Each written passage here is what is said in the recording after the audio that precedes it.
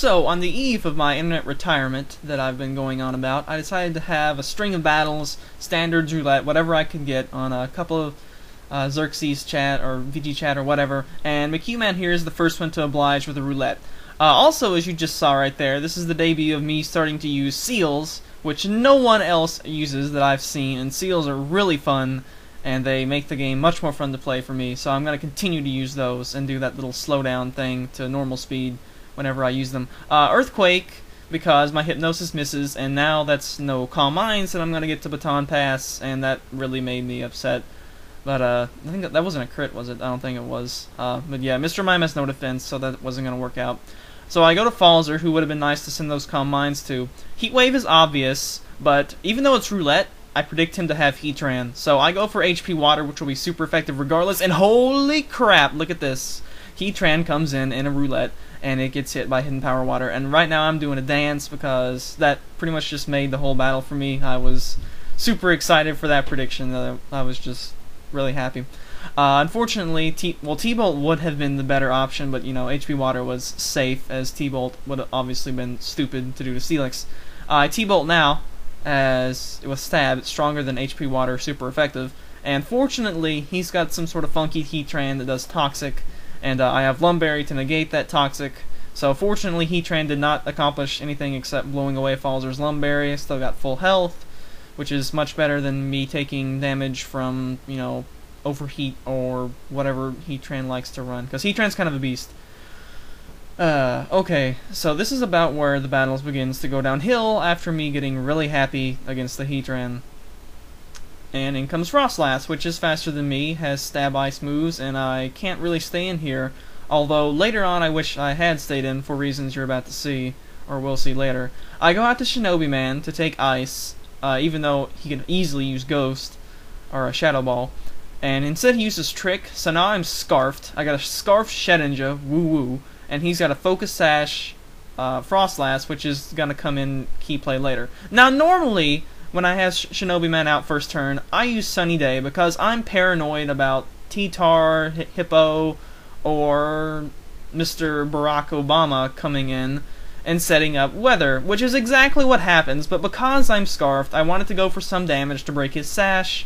And so Sneak does, like, actually did a pretty good amount, but you know, I'm obviously gonna die right here. So you know, I mean, there wouldn't have been anything I could do after doing Sunny Day anyway, because I was Scarfed. I would have had to immediately switch, and you know, that still wouldn't have been good. But I don't know which would have been the better play. I would have really liked to have kept my Shedinja alive, but oh well.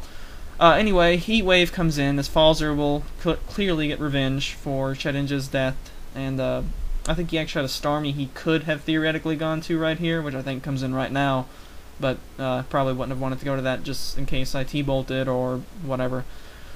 Or, you know, hey, have my Heat Wave miss, which could have happened, although that's Snow Warning and not Snow Cloak. But anyway, in comes this STARMIE, which also has Ice, so that's 3 things on his team that has Ice, that have Ice, use the correct tense, or conjugation, or whatever that is. So I don't want to leave Falzer in here, even though T-Bolt would clearly be a nice thing to use.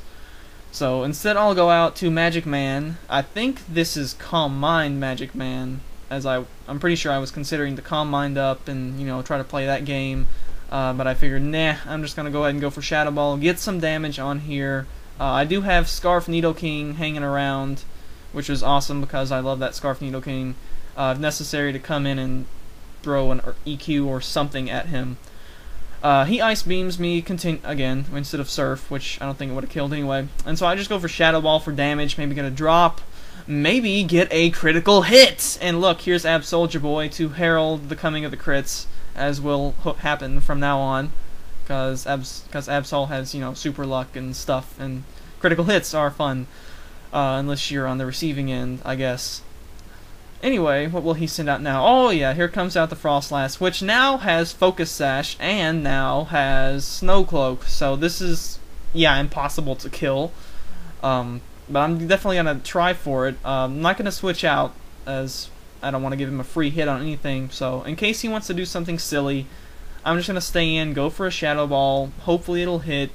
He goes for Blizzard, which of course he has Blizzard instead of Ice Beam. I think Ice Beam probably still would have killed right there anyway. But of course he has Blizzard because this is actually a Hail Team FROSLASS, and he happened to get Obama Snow, yeah. Happened to get the President and the First Lady.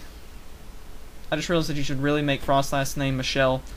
Somebody go out and make a FROSLASS name Michelle right now. Anyway, Head Smash missed, which was kind of my last hope, I thought at the time. But in reality, he had the Focus Sash, so it was not really... I mean, even if he was at 1 HP here, would not have made any difference whatsoever. And still got Falzer, who, you know, if it was Ice Beam, I don't know, Falzer might be able to live in Ice Beam, which is something I was calculating earlier, but Blizzard, no, he's not going to live Blizzard.